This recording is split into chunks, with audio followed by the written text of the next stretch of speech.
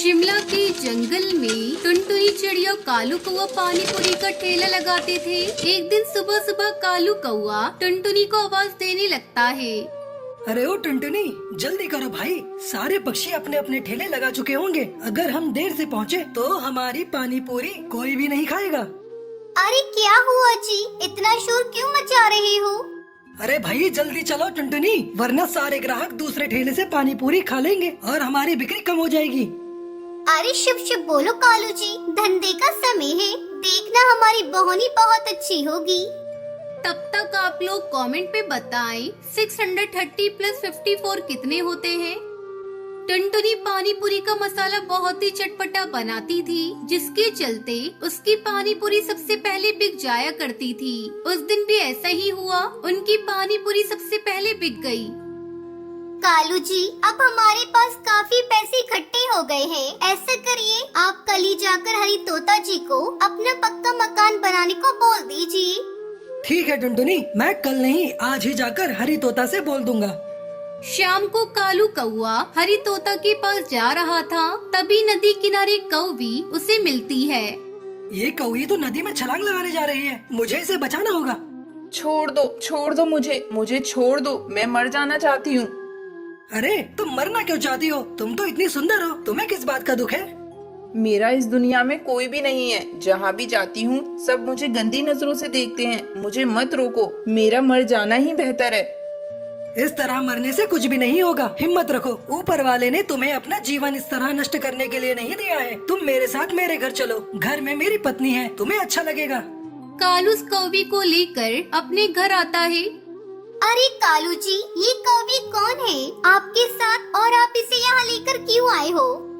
कालू कुछ कहता, इससे पहले ही वो कौवी कहती है, दीदी मेरा नाम सुंदरी है, मैं बहुत ही अभागन हूँ, मरना चाहती थी पर कालू जी ने मुझे मरने नहीं दिया और यहाँ ले आए। हाँ टुनटुनी, ये दुखियारी कहाँ जाती, फिर से मरने की कोशिश करती, इसलिए मैं यहाँ लेकर आ गया। अरे ये तो बहुत अच्छा किया कालू जी, आपने किसी की जान बचाई। सुंदरी, तुम्हें यहाँ किसी भी चीज की जरूरत हो तो मुझे बताना, इसे अपना घर समझो।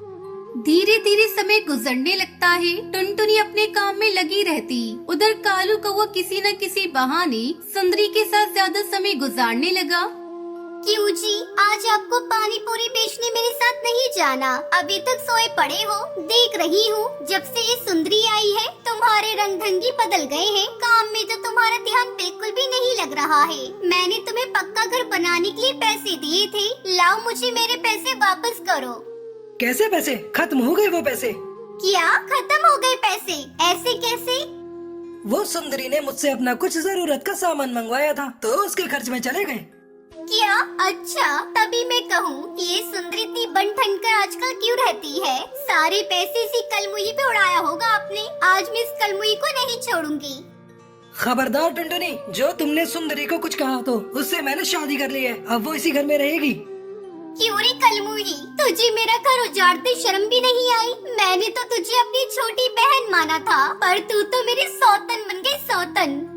शर्म तो तुम्हें आनी चाहिए टुनटुनी, कालू जी को बच्चों से बहुत प्यार है। शादी के इतने सालों बाद भी तुमने बाप बनने का सुख नहीं दिया। मुझे देखो, मैं कालू जी के बच्चे की माँ बनने वाली हूँ। अब तुम निकल जाओ इस घर से। अब इस घर पर और कालू जी पर तुम्हारा कोई अधिकार नहीं है। ये सब सुनकर टुनटुनी सुन रह जाती है और रोती बिलखती वहाँ से चली जाती है। टुनटुनी जंगल के रास्ते जा रही होती है कि तभी उसके बचपन का दोस्त बंटी कबूतर टुनटुनी चिड़िया को देख लेता है और उसे आवाज लगाता है। अरे टुनटुनी, ओ टुनटुनी, ऐसे रोती हुई कहाँ जा रही है? बंटी तुम?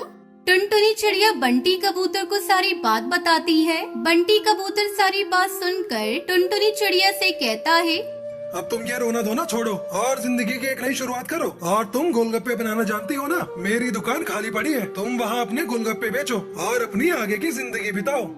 कुछ दिन ऐसे ही गुजर जाते हैं। टुनटुनी के गोलगप्पे पूरे जंगल में मशहूर हो जाते हैं। धीरे धीरे टुनटुनी चिड़िया को बंटी कबूतर से प्यार हो जाता है और वो दोनों शादी कर लेते हैं। फिर दोनों खुशी खुशी एक साथ रहने लगते हैं।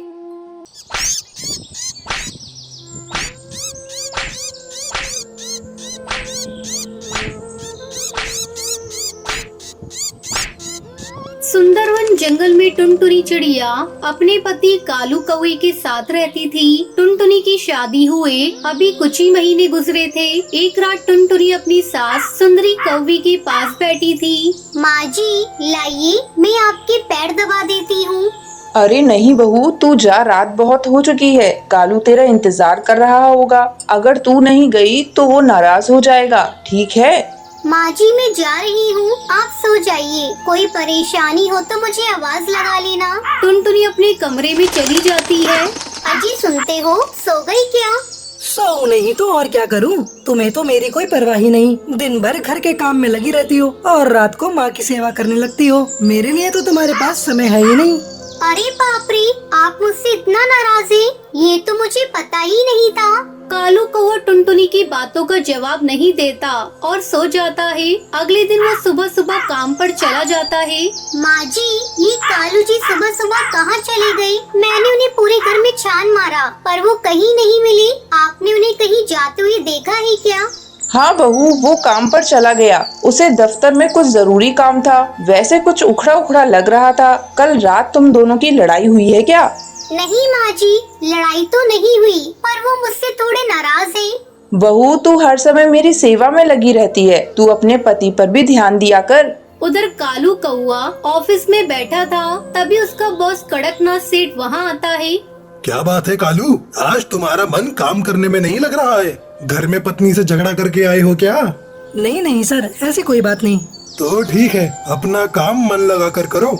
इतना कहकर कड़कनाथ सेठ वहाँ से चला जाता है। शाम को जब कालू अपने घर जाता है तो देखता है वहाँ टुनटुनी की सहेली पिंकी चिड़िया आई हुई है।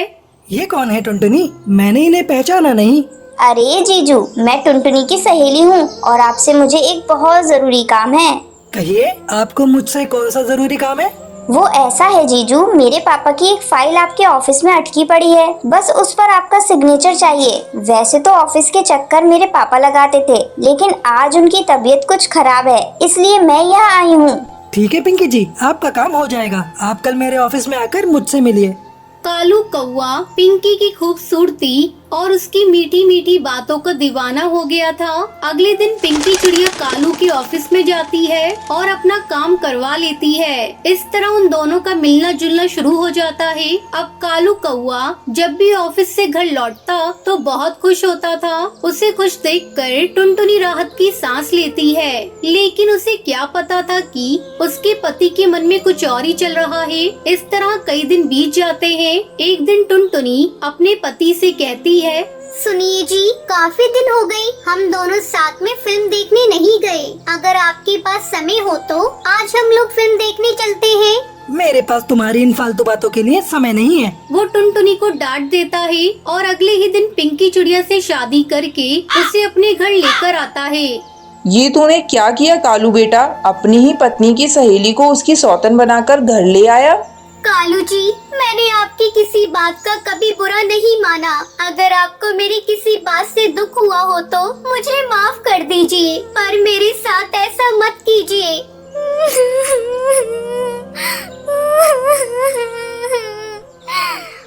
और तू तो मेरी सबसे अच्छी सहेली है ना? तुझे मेरा ही घर मिला था बर्बाद करने को। चल हट, अब मैं तेरी कोई सहेली नहीं, तेरी सौतन हूँ। सौतन, जल्दी से अपना बोरिया बिस्तर बांध और यहाँ से निकल। तू मुझे यहाँ से क्या निकालेगी? मैं खुद ऐसे पति के साथ रहना नहीं चाहती। टुनटुनी रोती हुई वहाँ से चली जाती है और उसके पीछे पीछे उसकी सास सुंदरी भी उसके साथ चली जाती है और दोनों सास बहू अपना अलग घोंसला बनाकर खुशी खुशी रहने लगती हैं।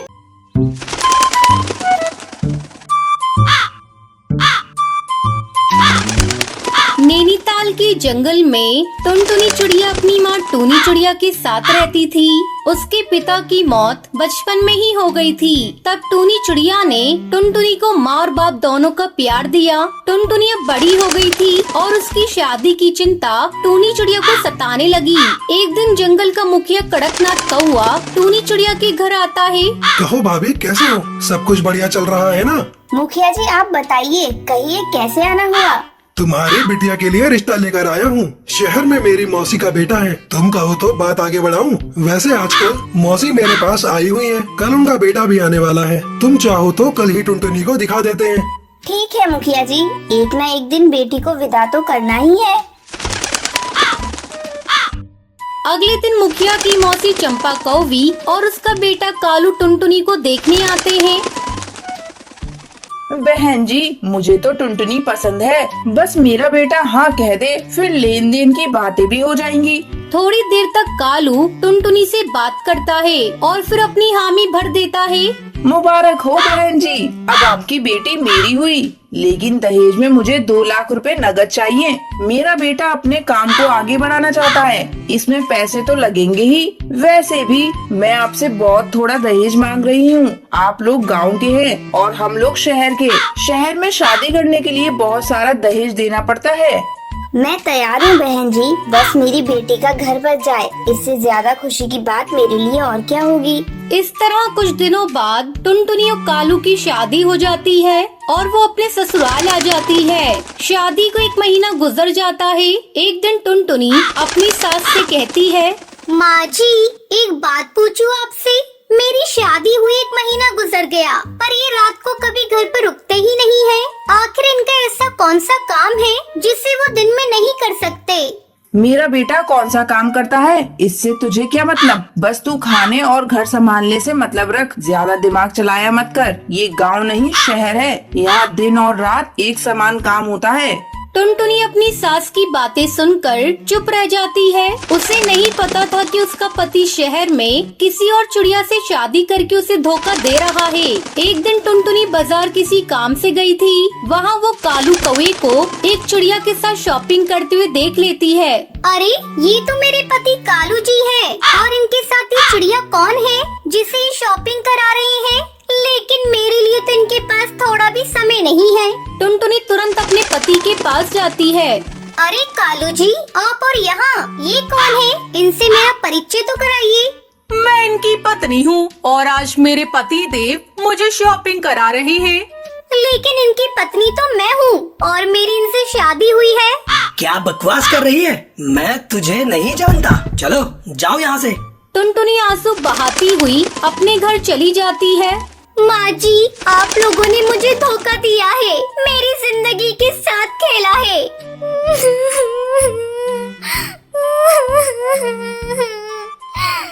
तभी कालू कौवा भी घर चला आता है। माँ, अब इस गवार का कोई काम नहीं, हम आज ही इसका काम तमाम कर देते हैं। दोनों माँ बेटे मिलकर टुनटुनी को एक नदी में ले जाकर फेंक देते हैं। बचाओ, बचाओ, मैं डूब जाऊंगी, मुझे तैरना नहीं आता। तभी उस नदी के पास पानी पी रहा एक हाथी का बच्चा टुनटुनी की आवाज सुनता है। वो किसी तरह टुनटुनी को नदी में डूबने से बचा लेता है। टुनटुनी अपने साथ शहर में हुए अत्याचार को अपनी माँ को नहीं बताती। नहीं नहीं, मैं अपनी माँ को कुछ नहीं बताऊंगी, नहीं तो मेरी माँ ये सदमा बर्दाश्त नहीं कर पाएगी और मर जाएगी और मैं वापस अपने ससुराल भी नहीं जाऊंगी। मैं खुद से अपना एक नया घोंसला बनाऊंगी। फिर टुनटुनी चिड़िया नदी किनारे एक पेड़ पर एक घोंसला बनाती है और आराम से उसमें खुशी खुशी रहने लगती है।